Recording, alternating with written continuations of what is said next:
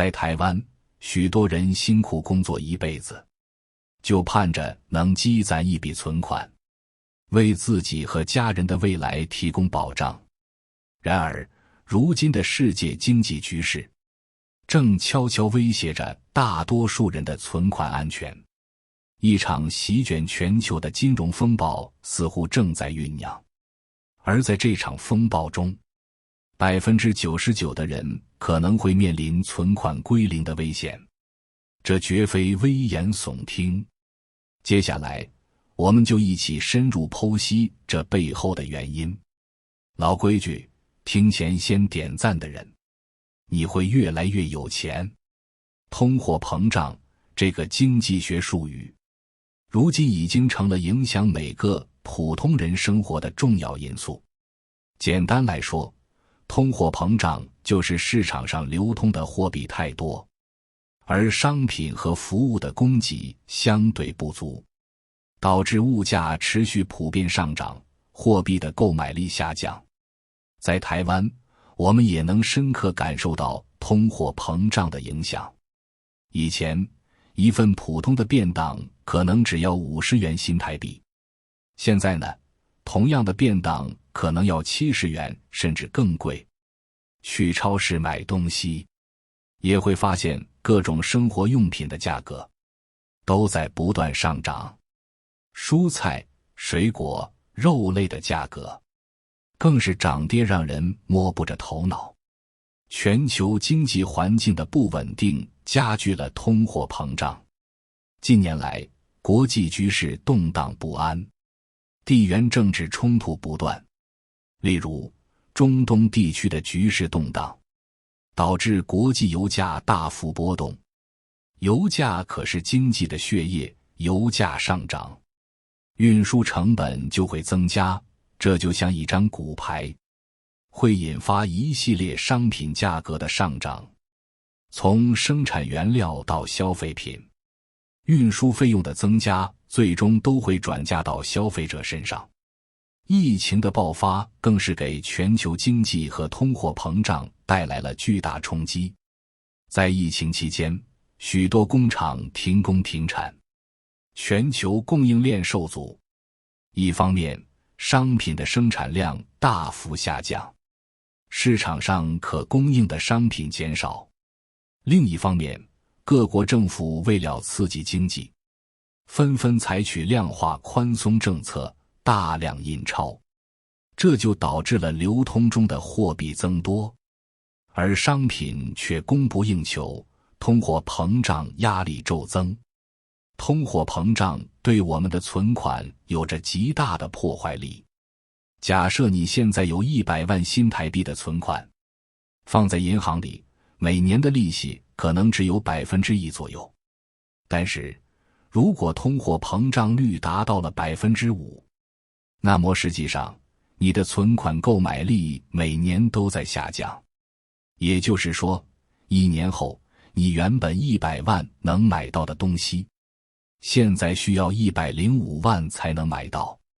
而你的存款在银行里只增加到了101万，这就意味着你的存款在无形中缩水了。长此以往，辛苦积攒的存款就会被通货膨胀慢慢蚕食，甚至有归零的风险。美债一直以来都被视为全球金融市场的安全资产。美国政府通过发行国债来筹集资金，用于各种政府开支和公共事业。然而，如今美债却成了悬在全球经济头上的一把达摩克利斯之剑。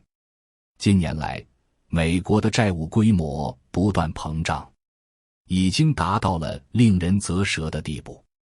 美国政府为了应对经济衰退、疫情冲击等问题，不断增加财政支出，同时又通过减税等政策刺激经济。这一来一往，导致政府财政赤字不断扩大，只能通过发行更多的国债来弥补缺口。美债规模的爆炸式增长，给全球经济带来了巨大的风险。一旦美国政府出现偿债困难，无法按时支付美债利息或者本金，就会引发全球金融市场的恐慌。美国是全球最大的经济体，美元在国际货币体系中占据主导地位。美债危机一旦爆发，将会引发一连串的连锁反应。对于台湾来说，美债危机的影响不容小觑。台湾的金融市场与全球金融市场紧密相连，许多金融机构都持有一定量的美债。如果美债出现问题，这些金融机构的资产将会大幅缩水，可能会引发金融机构的流动性危机。金融机构一旦出现问题，就会影响到企业和个人贷款，企业融资困难，可能会导致裁员、倒闭等问题，最终影响到普通人的收入和生活。此外，美债危机还可能导致美元贬值。美元贬值会使得以美元计价的国际大宗商品价格上涨，进一步加剧台湾的通货膨胀压力。而且，美元贬值还可能导致资金从台湾流出，寻求更安全的避风港，这会对台湾的股市、汇市等金融市场造成巨大冲击。在这样的情况下，普通人辛苦积攒的存款也会因为金融市场的动荡而遭受损失，甚至有被清零的危险。在通货膨胀和美债危机等全球经济问题的影响下，台湾的普通人面临着越来越大的破产风险。从收入方面来看，由于经济不景气，许多企业业务萎缩，不得不采取裁员、降薪等措施来降低成本。就拿台湾的一些传统制造业来说，受到全球供应链重组、疫情等因素的影响，订单量大幅减少，企业为了生存，只能减少员工数量，或者降低员工的工资，这就导致很多人收入下降，甚至失去工作，失去了稳定的收入来源。在支出方面，通货膨胀使得生活成本不断攀升。除了前面提到的物价上涨，住房成本也是一个大问题。在台湾的一些大城市，如台北、高雄，房价一直居高不下。许多人为了买房，不得不背上沉重的房贷。一个普通的家庭，如果购买一套价值1000万新台币的房子，首付300万，剩下700万贷款30年。按照目前的利率计算，每个月需要还款3万多元新台币。这对于一个普通家庭来说，是一笔巨大的开支。而且，除了房贷，还要支付水电费、物业费、车贷等各种生活费用。在收入下降、支出却不断增加的情况下，很多家庭的财务状况越来越紧张，甚至入不敷出。一旦遇到突发事件，如家人生病、失业等，这些家庭就可能陷入破产的困境。一场大病可能需要数十万甚至上百万的医疗费用。对于没有足够储蓄和保险保障的家庭来说，这笔费用足以让他们倾家荡产。面对如此严峻的经济形势，难道我们只能坐以待毙，看着自己的存款归零，走向破产吗？当然不是。其实，合理的理财方式不仅可以保住我们的存款，还有可能抓住机会让我们成为富人。理财第一步，储蓄。首先，要养成良好的储蓄习惯。每月拿到工资后，先将一部分钱存起来。这部分钱可以是工资的20%、30%，甚至更多。具体比例可以根据自己的实际情况来定。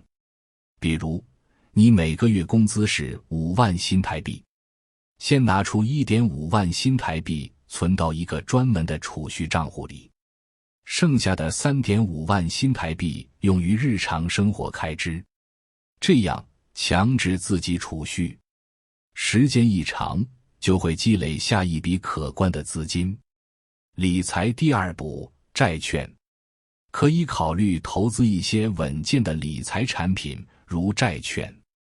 债券是政府或企业向社会借钱的一种方式。投资者购买债券，相当于把钱借给发行方，发行方会按照约定的利率支付利息，并在到期时归还本金。债券的风险相对较低，收益也比较稳定。在台湾，有政府发行的公债，也有企业发行的企业债。一般来说，政府公债的安全性更高，因为政府有征税等收入来源，偿债能力较强。而企业债的收益可能会比公债高一些，但风险也相对大一点。需要选择信用良好、经营稳定的企业发行的债券。理财第三步，股票。股票投资也是理财的一种方式。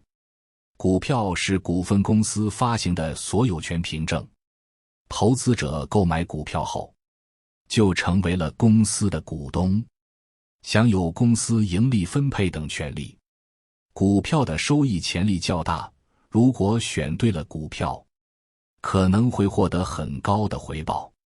但是，股票的风险也很高，股价会受到公司业绩、行业竞争、宏观经济等多种因素的影响，波动很大。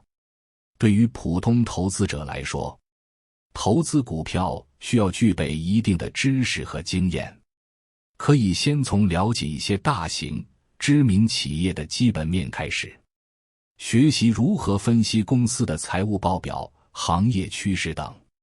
而且，投资股票不能把所有的钱都压在一只股票上，要进行分散投资，降低风险。比如，可以同时投资几只不同行业、不同规模的股票。理财第四步，基金。基金也是一个不错的理财选择。基金是一种集合投资方式，由基金经理管理，将众多投资者的资金集中起来，投资于股票、债券、货币市场等多种资产。基金的种类很多，有股票型基金、债券型基金、混合型基金、货币市场基金等。股票型基金主要投资于股票，风险和收益都比较高。债券型基金主要投资于债券，风险和收益相对较低。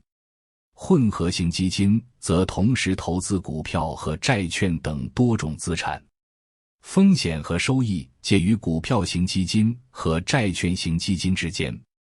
货币市场基金主要投资于短期货币工具，如国库券、商业票据等，风险很低，收益也比较稳定，类似于银行存款，但收益一般会比银行活期存款高一些。投资者可以根据自己的风险承受能力和投资目标，选择合适的基金进行投资。理财第五步，房地产。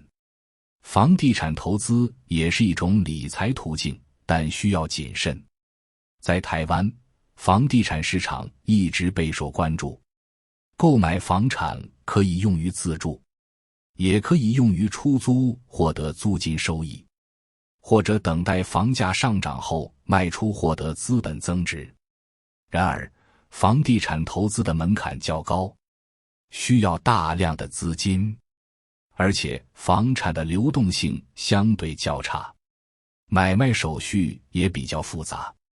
在投资房地产时，要考虑房产的地理位置、周边配套设施、市场供求关系等因素。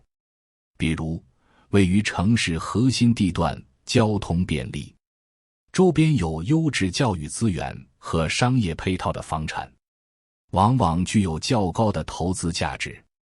理财第6步：保险。保险在理财中也扮演着重要的角色。保险可以为我们提供风险保障，防止因意外事件、疾病等导致家庭财务陷入困境。比如购买重大疾病险，一旦被保险人患上合同约定的重大疾病，保险公司会给付一笔保险金，用于支付医疗费用、弥补收入损失等。购买意外险，可以在发生意外事故时获得相应的赔偿。此外，还有养老险等，可以为我们的退休生活提供保障。在购买保险时，要根据自己的家庭情况、经济状况和风险需求，选择合适的保险产品和保险金额。理财第7步：不断学习理财知识。要不断学习理财知识，提高自己的理财能力。理财是一门学问，需要不断积累经验和知识。可以通过阅读理财书籍、参加理财培训课程、关注财经新闻等方式，了解最新的理财信息和市场动态。在学习理财知识的过程中，要结合自己的实际情况，形成自己的理财策略。总之，在如今充满挑战的世界经济局势下，通货膨胀和美债危机等问题确实给我们的存款带来了巨大的威胁。99%的人存款归零也并非危言耸听，但是只要我们树立正确的理财观念，掌握合理的理财方式，就有可能保住我们的存款，并抓住机会实现财富的增长，成为富人。让我们从现在开始行动起来，为自己和家人的未来财务安全努力。